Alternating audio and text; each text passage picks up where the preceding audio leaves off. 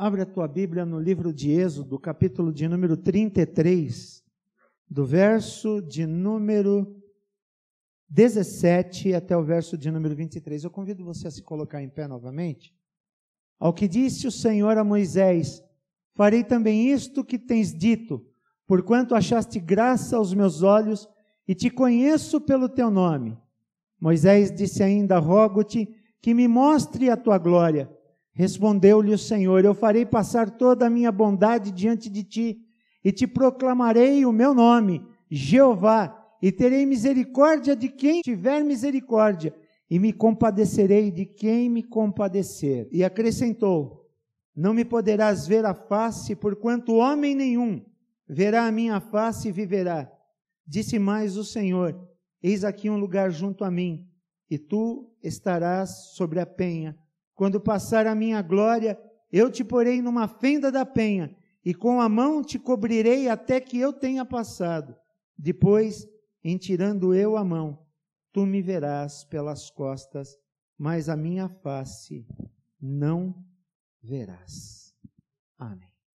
Pode sentar, irmãos. Amados,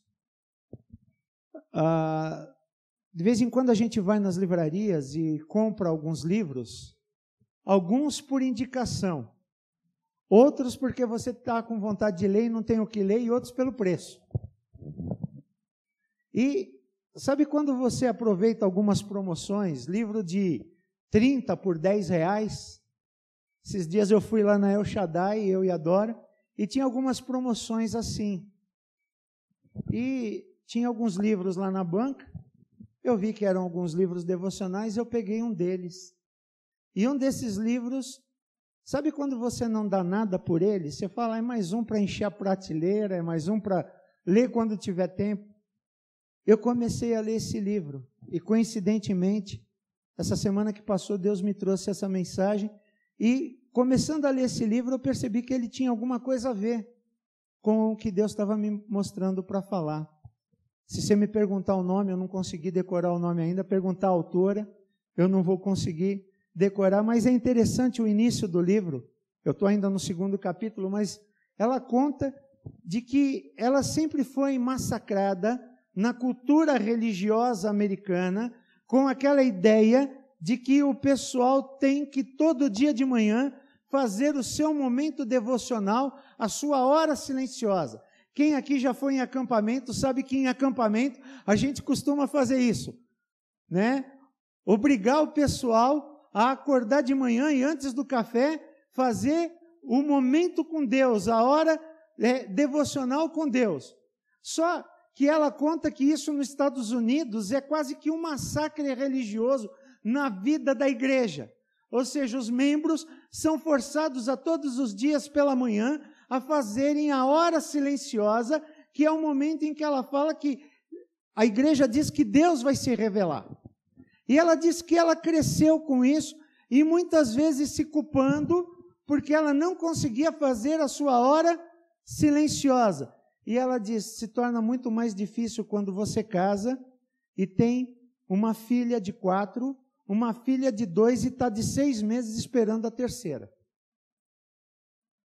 Ela diz: é difícil fazer a hora silenciosa quando a de 4 entra no banheiro e pega o rolo de papel higiênico e sai enrolando o gato pela casa.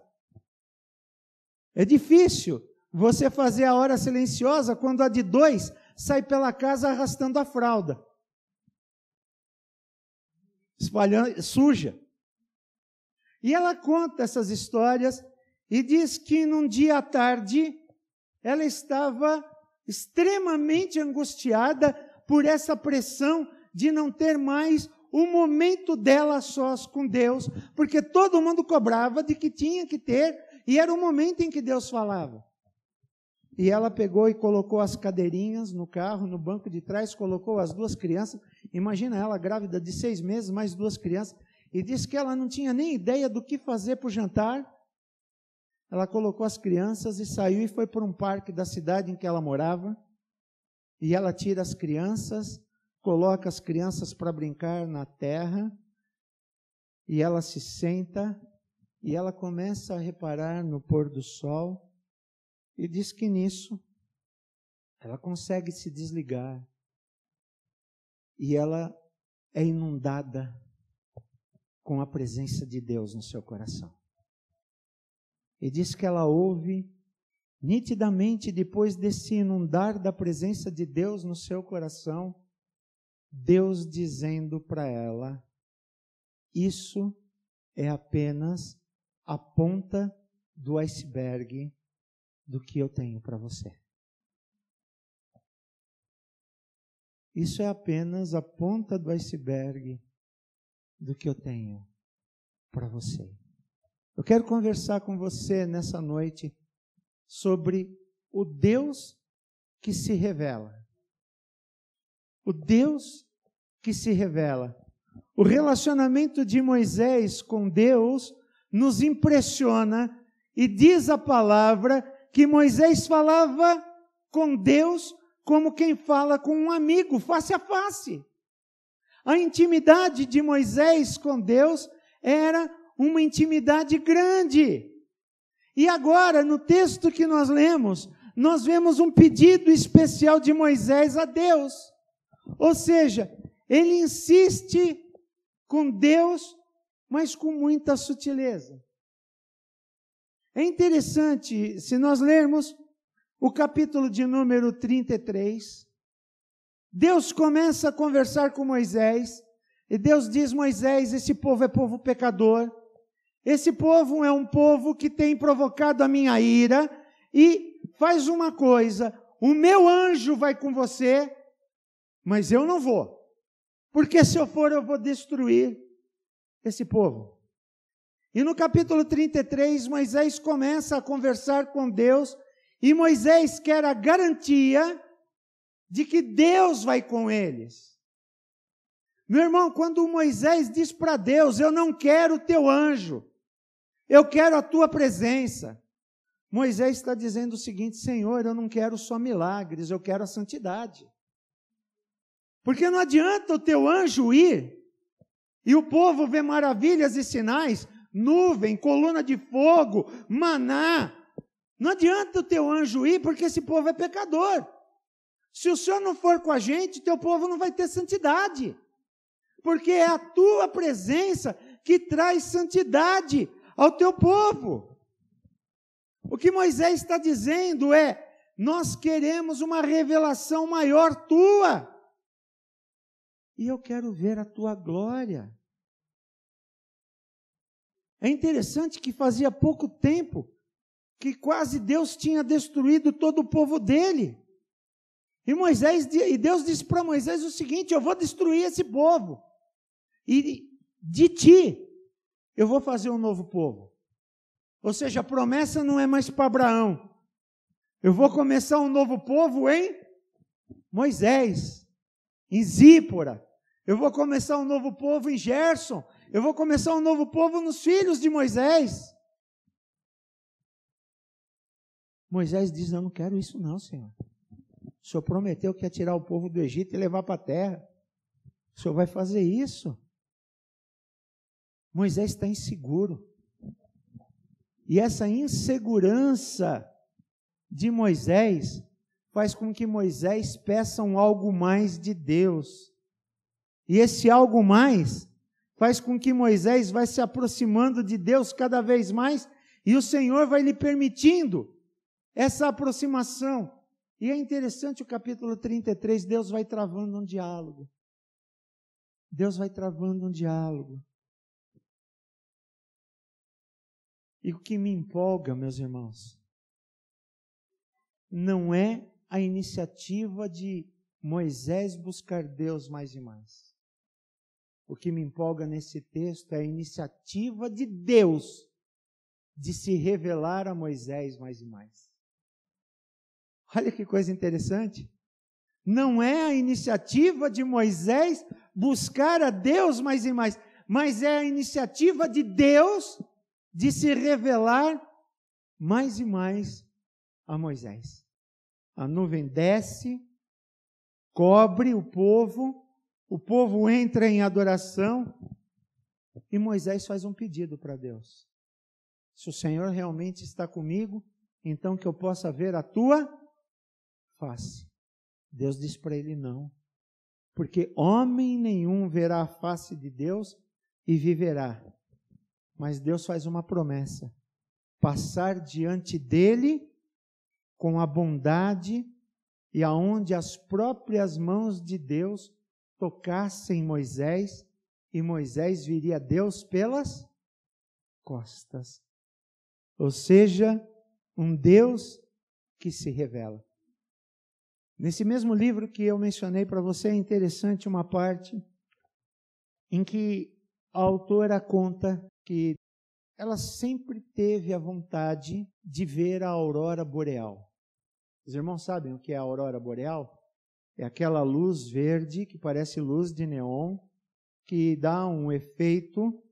São as partículas magnéticas soltadas pelo Sol que encontra o campo gravitacional da Terra e que parece um jogo de luz, e nos polos, nos países mais frios, ela costuma aparecer.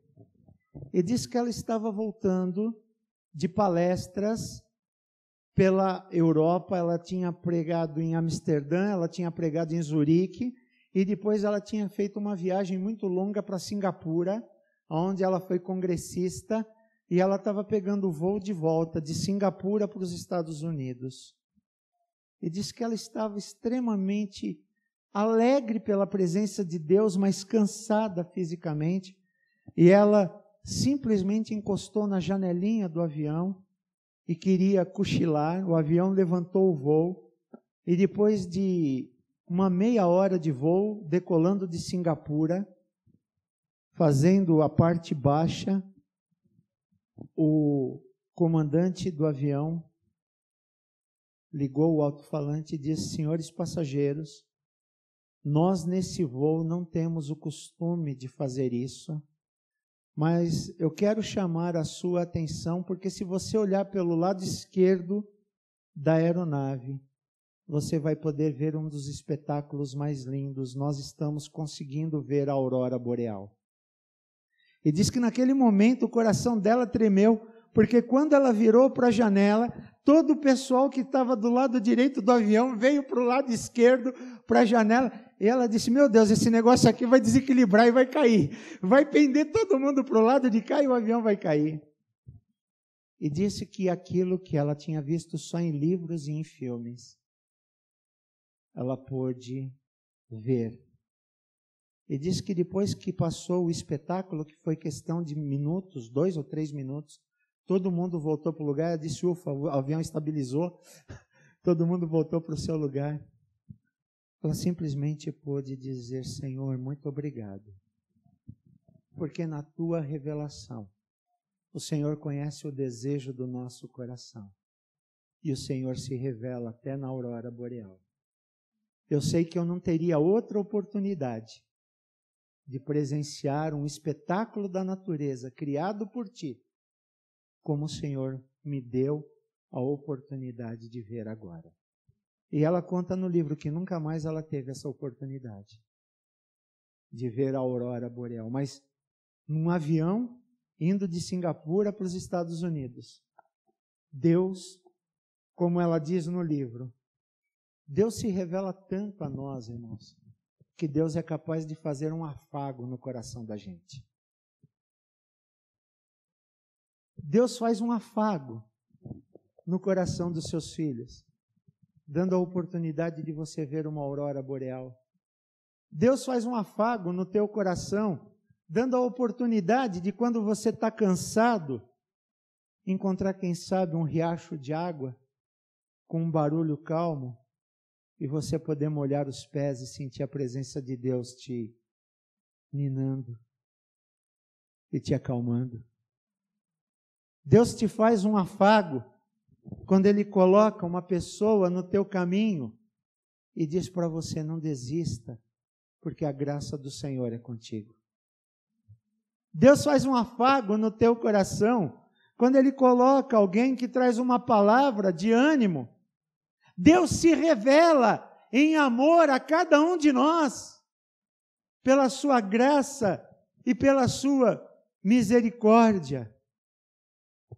E é interessante, meus irmãos, que Deus ele conversa com Moisés e ele diz que a misericórdia dele, Deus vai ter misericórdia de quem ele quiser ter misericórdia. E ele vai se compadecer de quem ele quiser se compadecer. Meu irmão, minha irmã, não tem aqui nenhum sinal de protecionismo, de favoritismo ou de predileção e nem de preconceito da parte de Deus, porque Deus é justo, Deus é santo, Deus é verdadeiro, Deus é perfeito em todos os seus caminhos e Deus conhece todas as coisas. Amém? Assim, quando Deus diz que Ele terá misericórdia, quando Ele diz que Ele se compadecerá de quem Ele quer, Ele está sendo justo, Ele está sendo santo, Ele está sendo verdadeiro. Eu entendo aqui que Deus havia rejeitado os incrédulos e cedido à presença daqueles que tinham fé. Deus havia resistido aos incrédulos. A palavra de Deus diz que Deus resiste aos soberbos, mas Deus concede graça aos humildes. É interessante a gente perceber isso. Moisés, no verso 18, diz: Senhor, eu te peço, me mostra a tua glória. Quando Moisés diz isso, efetivamente, até aqui Moisés não sabia quem era Deus. Moisés sabia que Deus havia falado com ele, mas no seu íntimo, Moisés não sabia quem era esse Deus. Moisés sabia que era o Deus do pai, o Deus da mãe, era o Deus de Abraão, o Deus de Isaac, mas quem é esse Deus? Não se esqueçam que Moisés cresceu no meio de muitos deuses pagãos do Egito. E até então existe uma confusão na cabeça de Moisés, apesar da fidelidade de Moisés. Nós estamos ainda no início da caminhada no livro de Êxodo. Quando Moisés diz: Senhor, mostra-me a tua glória, traduzindo, Moisés está dizendo: quem é tu, Deus? Quem é o Senhor? Quem é o Senhor? Sabe o que Deus respondeu para ele? Moisés, eu vou fazer passar a minha bondade diante de ti e proclamarei o nome do Senhor. Terei misericórdia de quem eu tiver misericórdia e me compadecerei de quem eu me compadecer. Verso 19. E Deus disse: eu vou me revelar para você. Nenhum homem pode ver a Deus e viver. Isso é demais para você, isso é demais para qualquer homem, porque o homem é pecador, e a santidade de Deus não tem contato com o pecado. Deus ordenou a Moisés: levanta-te sobre a penha, e quando eu passar a minha glória, eu te porei numa fenda da penha, e com a mão te cobrirei, até que eu tenha passado. Depois, em tirando a mão, tu me verás pelas costas, mas minha face você não vai ver. Moisés, ele fez bem em perguntar para Deus quem Deus era. Olha só que coisa interessante. Sabe o que acontece no meu coração e no teu coração? Muitas vezes nas nossas orações, nós somos tão egoístas que nós estamos dizendo para Deus quem nós gostaríamos que Ele fosse. Ô Senhor, eu gostaria que o Senhor fosse assim, assim, assim, assim. Moisés não tentou dizer como é que ele gostaria que Deus fosse. Ele perguntou para Deus: quem tu és? Revela-te a mim. Eu não vou ficar dizendo como é que eu gostaria que o Senhor fosse. E é interessante que ele proclama o nome dele, Jeová ou Yahvé, que significa eu sou. Eu sou. E passando o Senhor por diante dele, clamou. Verso 34, capítulo 34, versos 6 e 7. E passando o Senhor por diante dele, clamou: Senhor, Senhor Deus compassivo, clemente e longânimo, e grande em misericórdia e fidelidade, que guarda a misericórdia em 1000 gerações, que perdoa a iniquidade, a transgressão e o pecado, ainda que não inocente ou culpado, e visita a iniquidade dos pais nos filhos e nos filhos dos filhos, até a 3ª e 4ª geração. Quando Moisés clama, Yahvé, Yahvé, Senhor, Senhor, é sinal de que ali Deus já havia se revelado a Moisés. Deus disse para Moisés: eu sou o Deus autoexistente, eu sou o Deus imutável, eu sou o Deus por quem todas as coisas existem, eu sou Deus misericordioso, eu sou Deus grandioso, eu sou Deus gracioso, eu sou Deus longânimo, eu sou Deus cheio de bondade e de verdade. E Moisés entendeu isso. Moisés entendeu quem era Deus. E é interessante que Moisés termina esse contato com Deus com 3 expressões. Deus perdoa a iniquidade, Deus perdoa a transgressão e Deus perdoa o pecado. Ou seja, o nosso Deus transborda de misericórdia e de perdão, meus irmãos. Você quer que Deus se revele a você? Em primeiro lugar, entenda o perdão de Deus. Sabe por que muitos de nós temos dificuldade em termos um relacionamento grande com Deus? Porque nós conhecemos um Deus que pune. Nós somos criados desde pequeno com a ideia de um Deus que pune.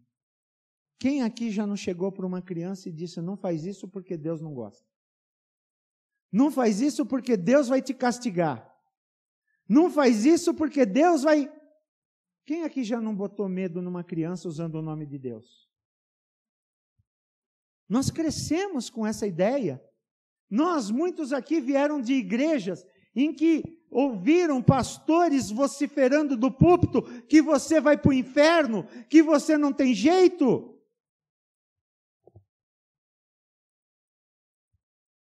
Por isso que nós não temos intimidade com esse Deus. Nós temos medo. Mas quando nós entendemos que Deus se revela nas pequenas coisas, nós somos capazes de ouvir Moisés dizer que esse Deus perdoa pecados, iniquidades e transgressões. O nosso Deus, de acordo com a sua autorrevelação, Ele é um Deus de amor, mas Ele é um Deus justo. Meu irmão, esse texto não está dizendo que Deus vai inocentar o culpado. Porque se eu pregar isso, eu estou pregando o contrário da natureza de Deus. Se eu pregar que Deus vai fazer isso, eu estou dizendo que Deus vai ignorar o pecado. A justiça deve ser feita por causa de quem Deus é. Deus é justo. Nosso Deus é fiel a Ele mesmo.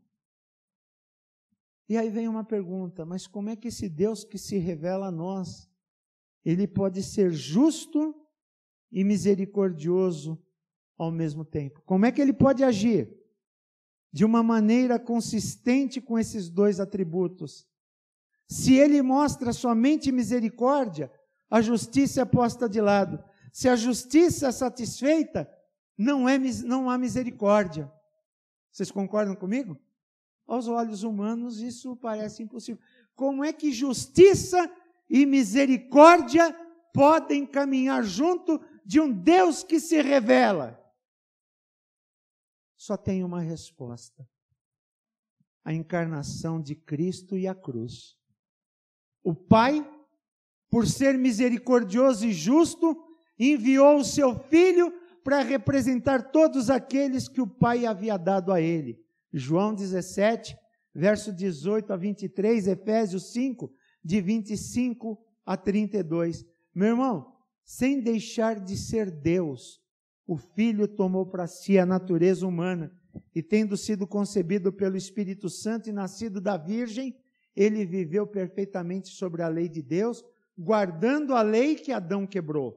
Ele voluntariamente foi para a cruz, levando os seus efeitos como cabeça principal, como a cabeça representativa, para que nós pudéssemos ser um com Cristo. Aí está a justiça e a misericórdia. Para encerrar, o apóstolo Paulo, em 2 Coríntios 5:21, diz: aquele que não conheceu o pecado, ele o fez pecado por nós, para que nele fôssemos feitos justiça de Deus.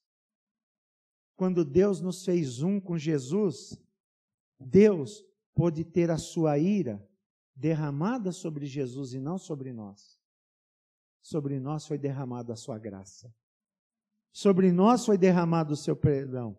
A justiça foi feita, a nossa culpa foi removida e na cruz de Cristo nós encontramos tanto a maravilhosa misericórdia quanto a perfeita justiça de Deus.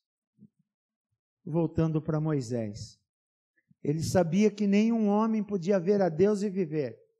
Mas Deus disse que enquanto a sua glória passasse, ele colocaria Moisés numa fenda da rocha e colocaria a mão sobre Moisés, e depois Moisés viria Deus pelas costas. É por isso que eu gosto do Salmo 18, verso de número 2. O Senhor é a minha rocha, o Senhor é a minha cidadela, o Senhor é o meu libertador, o meu Deus, o meu rochedo em quem eu me refugio, o meu escudo, a força da minha salvação e o meu baluarte. Deus é essa rocha. Deus é o Deus que se revela para mim. Deus é o Deus que se revela para você. Deus é o Deus que se revela para cada um de nós. E no Novo Testamento, o apóstolo Paulo, na primeira carta aos Coríntios, capítulo 10, do verso 1 ao verso 4, diz que o Senhor Jesus é a rocha da nossa salvação. Nosso Deus faz por aqueles que confiam em Cristo o que Ele fez por Moisés. Ele nos esconde na fenda da rocha. Deus nos esconde em Jesus Cristo, que é a nossa rocha. Em Cristo, os nossos pecados são perdoados. Nele, nós somos salvos da ira de Deus. Nele, nós conhecemos tanto a justiça como a misericórdia. Deus tem se revelado para você? Normalmente a gente ouve falar que você tem que se mostrar para Deus. Eu faço uma pergunta nessa noite. Deus tem se mostrado para você? Dando aula para os pré-adolescentes hoje, falava de um versículo muito importante. Salmo 66, verso 18. Se no meu coração eu guardar maus pensamentos, se no meu coração eu guardar iniquidade, Deus não vai ouvir a minha oração. Me permite parafrasear. Se no meu coração eu guardar maus pensamentos, se na minha mente eu guardar intenções ruins, Deus não vai se revelar a mim. Deus não vai se revelar. Porque quando Deus ouve a nossa oração, Deus está se revelando a cada um de nós. Que Deus nos abençoe. Amém?